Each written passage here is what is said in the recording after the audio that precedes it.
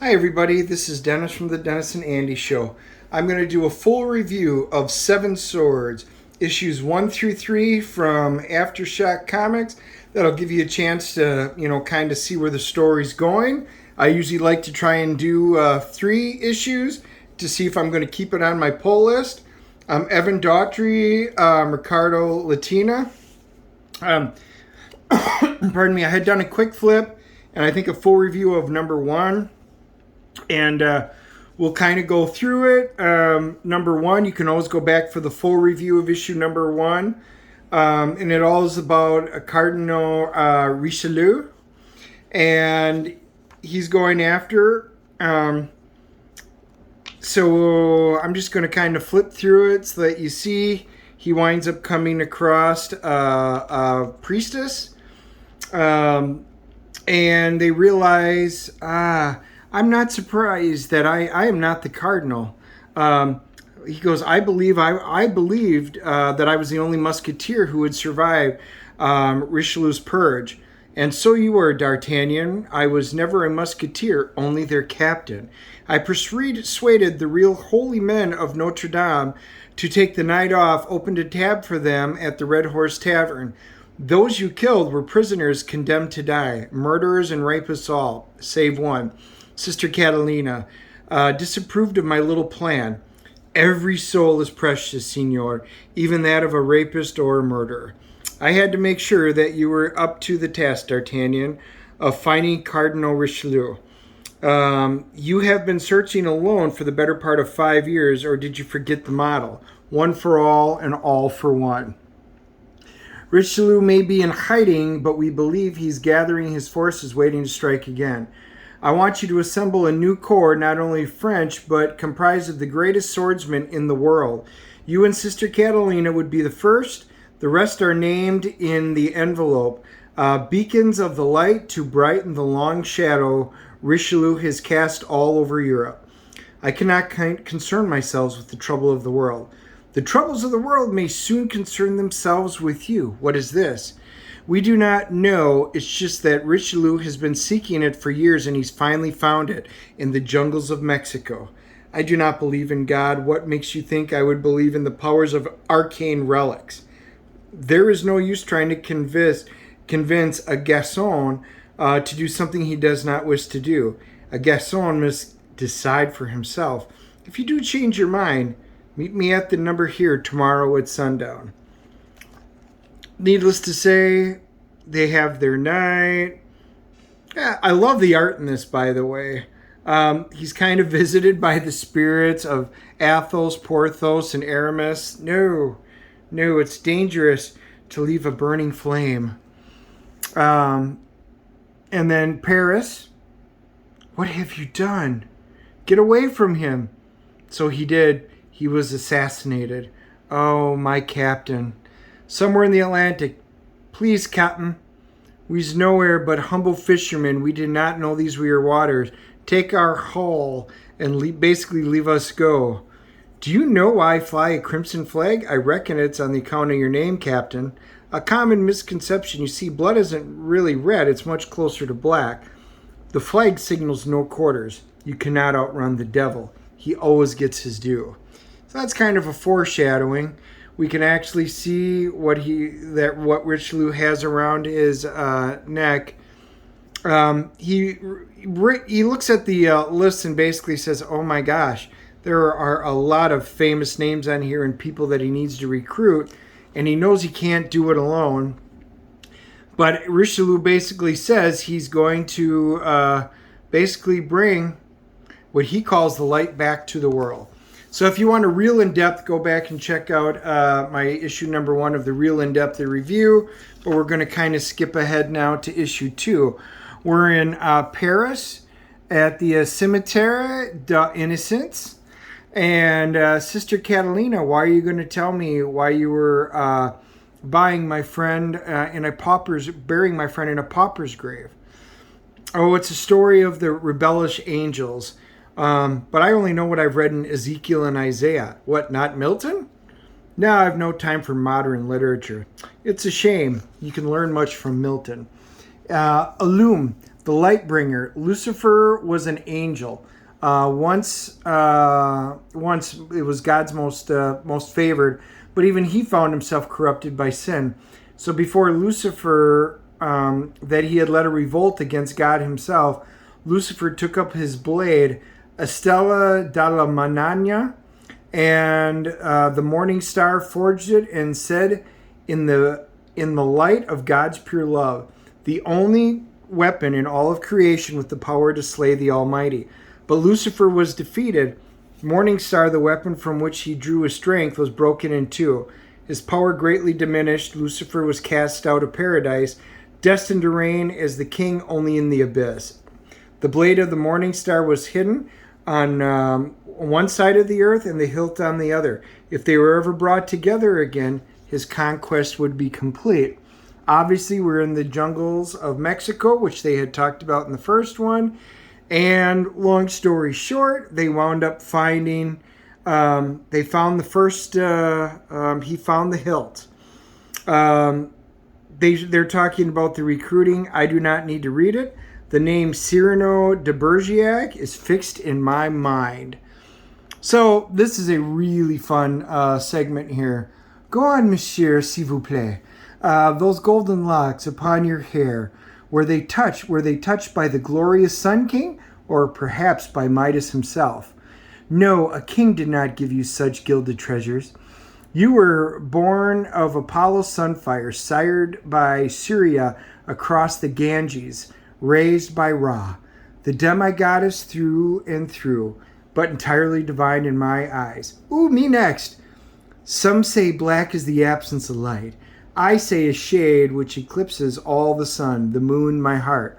All those eyes glittering like Sirius and Canopus in the Stygian sky. We may yet visit each heavenly bodies in some impossibility distant future, although I wager they will not be nearly so heavenly as the body I see before me. Do me, monsieur. No, do me. Sacrifice me on your divine altar of fire. Divinate me, watch the way I writhe, and see the smoke swell and find your future. Humor me. I am chloric, melancholic, and phlegmatic. But you, madame, you are sanguinity in the flesh. Let me sip of the scarlet wine and live for a million vermilion years. So anyway, he's got a silver tongue, but they're like, why do you sit so far away? The one I love is away from me, madames. Until she is near me again, no other woman shall be. But all we can see is your feather. So anyway, they're talking, all of a sudden somebody shoots the wine out. We heard you clear across the room, and you not a peep-body, you birds now. This creature ain't so charming no more, is he? Look at him, got enough words. My words are my only friends in the world, but they are the greatest friends a man could ask for. Soft enough to pleasure your petites and me in a matter they clearly are not accustomed to, and sharp enough to cut the guppy-brained gudgeons you are. So anyway, this is just a really fun go back and forth with their words. He basically insults them, and it's 3-1. And he goes, should we help him? He seems like he'll do well enough. All right, very well. He's losing. They go down, they kind of help him. They chase him out. Not a single drop of bloodshed. The wit of the second greatest swordsman in Gascony has not dulled, unlike the blade that he carries. The second greatest swordsman in Gascony? You have me confused with yourself. It seems both my blade and my mind are sharper than yours. Then let us settle for the rankings for once and for all. Signor D'Artagnan, we have come to convince, not to kill. Monsieur de Bergerac needs no convincing. The only man in the world that he hates more than the greatest swordsman in all of Gascony is Cardinal Richelieu. So then we go into Paris now, and you can see them. They're up above. They're looking for the next one. They've already discussed that they're trying to put this together. One might not even say the moral is to never look back, a lesson that we could all learn from. If you do not wish me to look backward, sister, then let me look forward on to the next name on the list. Maupin. is a thespian of unrivaled talents and a covertly warrior of the highest caliber, whose panache, I admit, rivals even my own. Wait, those masked men, they do not belong on that stage. He's obviously seen this many, many times, and he knows it's an assassination attempt. Hold us, let us see if the swordsman is truly the master you say he is. He? Mademoiselle Maupin is the finest mezzo-soprano in all of Europe, and a duelist of no small renown. Still, even a diva must have her supporting players. For tonight's performance only, the roles of DX Machina shall be played by, and he goes on, come on, D'Artagnan and Cyrano Bergerac. I do not appreciate being upstaged, Cyrano. It would be impossible, mademoiselle. We are your humble chorus. So basically, they helped her, and they start their conversation. Can we focus on the task at hand? If I were him, sister, I would find it difficult to focus on anything other than your lovely face. Bring down the curtain now, Claude, now. The people are like stared like, what's going on? Encore, bravo, très bien. Mademoiselle Maupin, we have come to offer you the role of a lifetime. Well, you've already ruined my current role, haven't you? Ruined? No, listen. She smirks. Pentagrams, servants of Satan, servants of Richelieu. There is something in his pocket, a map or blueprints. Keep it safe. Bring up the curtain, Claude. I must take my final bow. So she tells him, everybody take a bow. So they all bow because they all think it's part of the play. They head over to Spain, and we see there's another guy. Perhaps cock-a-doodle-doo. Perhaps try a different bird call next year, senor. But your rooster has come for his hen. He is not very, not as charming as the others. So anyway, you can see that they're starting in, and all of a sudden, oh, I hope they don't stop on our account. I'm thoroughly enjoying the show. What? He gets up, shoot, and gets her. Look at that. Excuse me, I'm right here. Hey, do you like what you see, senorita? She's like, excuse me, I'm right here. Looks like lower your sword. Looks like his sword is already lowered. Yeah, it's kind of funny. We need your help, Don Juan. And you couldn't have maybe waited 3 minutes to have this conversation? 3 minutes, really? Open the door at once. Unhand her. Stand and fight, or leave none alive. We are outnumbered, senor, and we cannot win this fight. They're like, by order of the king, all deviants who attempt to interfere with the princess are brought before the Grand Inquisitor. They're like, princess? King? Inquisitor? Now that's a plot twist. That was a plot twist. That's actually kind of funny, which means I think they wanted to be brought up before the king, so that works out. Lo and behold, when we pick up issue number 3, they are before the king, talking about how they were trying to defile the princess, basically saying that they are to be tortured, put to death, and basically their manhood is removed. Unmanned? I think it means exactly what you think it means. Do not fret, amigo. One's manhood does not reside in one's member. We consider you neither the giver nor the company that you keep. Are there any last words? Just one. Richelieu. Cardinal Richelieu? Red robes, sour disposition, painfully ugly, not unlike your friends here. We believe the cardinal will soon make a play for power. Our mission is to kill him before that happens. The rise of Cardinal Richelieu would be unacceptable to us. Then spare our lives and give us what we need to stop the cardinal. For France, for Spain, for the whole world. We agree on the condition that the chastity of Don Juan de Marana be strictly enforced upon your journey. If I'm being honest, that seems a bit harsh, because of course it's him. It was a castration a moment ago. Quit while you're ahead. Quit while you have a head. So anyway, they obviously accept their terms. They take off. The king gives them a ship. And they're figuring out, they know just enough about how to sail, but obviously they're not great sailors. But they wind up flying the flag of the Musketeers. This is the last. Richelieu ordered them all destroyed. Richelieu, hate drives him. So anyway, they wind up going across, and they're on their way, and they're like, well, where are we going? Well, we're out for a ship. Well, he goes, I see a ship. A ship? And a cannon blast. A cannon, and you see it going right across. That shot was across our bow and a warning. I told you we should have hugged the coast. No, this is exactly how I planned it. You planned us to have us boarded by Captain Blood? Pourquoi? Which means why? Because he is the last on our list. Captain Peter Blood. Captain Blood's like, you fly the flag of the Musketeers, but all the Musketeers are dead. Under whose charter do you say? Our own. I do not suppose we could make an appeal to your heart, Signor. My heart is as cold and dark as the ocean. See that? I'm talking about striking visual imagery. Are you the captain? We have no captain. I only ask because I need to know who to kill first. Oh, well, by then all means, kill me. But before you do, would you be so humble as to allow me to open the hatch? When were you planning on mentioning the half-ton of Spanish bullion stashed below our decks? I mentioned it now, aren't I? It was a gift from the King of Spain. I have it on good authority that this is the only language Captain Blood speaks. And I speak it, I assure you. As do I fluently. We all share this language. All of us. No, this is gold for the captain and captain alone. The remaining half awaits back in Spain once he helps us complete our mission. What of my crew, my ship? You pay off your crew with your ship. There's enough gold here to buy 3 new ones. And you simply want me to cut loose and for the man that I fought along and shed blood with?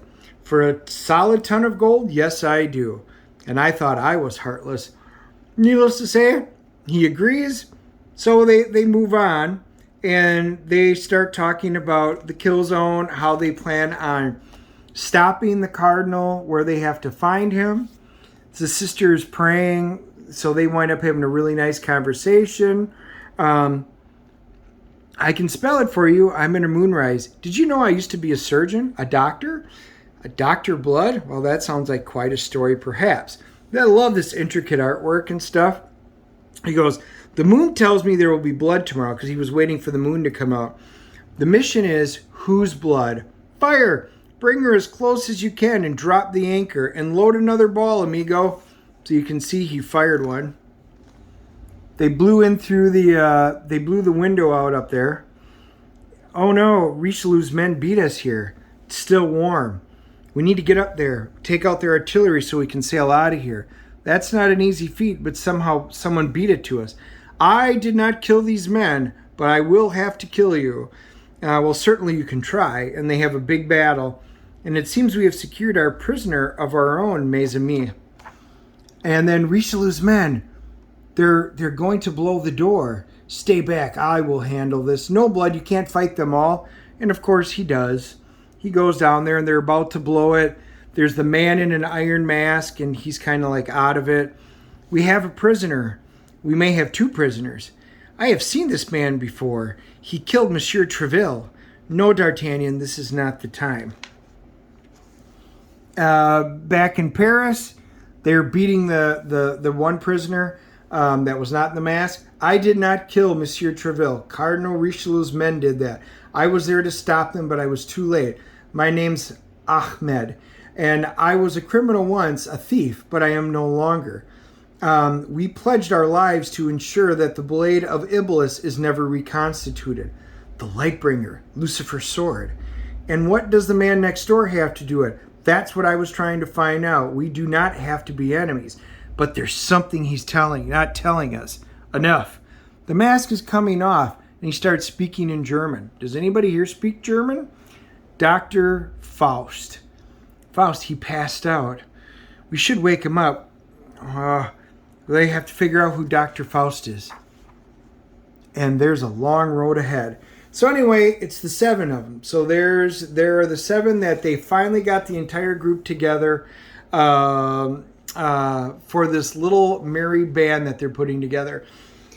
All in all, guys, this has been a fun. I enjoyed this. I think the artwork is spectacular. I love the artwork in this. The story is fun. Obviously, they took good care in writing it. Now, my Spanish is terrible, even from my short time down in southern Texas. And my French is not so good, but I was able to get through most of it. And the accents, the time period, the places, all well researched. The dialogue was absolutely fantastic. So congratulations to both of you, Evan and Riccardo. This is a lot of fun to me. Characters that we may have read stories about, over the years. What a fun way to bring everything together. I am definitely keeping this on my pull list. I like this a lot. I'm going to give this a CGC rating of a 9.0. I think this is just great stuff. I'm very happy with it. AfterShock's been putting out some good stuff. So we'll see. I do kind of like the Three Musketeers, 7th Sea kind of vibes of this stuff. We'll see. I hope it continues because I'm enjoying the heck out of this. So hit the like button if you enjoyed my review. Hit the subscribe button to make sure that you get caught up with all of our quick flips, full reviews, our live streams of everything. Leave your comments below. I love hearing from you all. Did you like this? Did you not? And I'd love to hear your opinions on all this type of stuff. Let me know if there's stuff out there you want me to review or try to read. So I look forward to talking to you all, and we'll talk to you soon.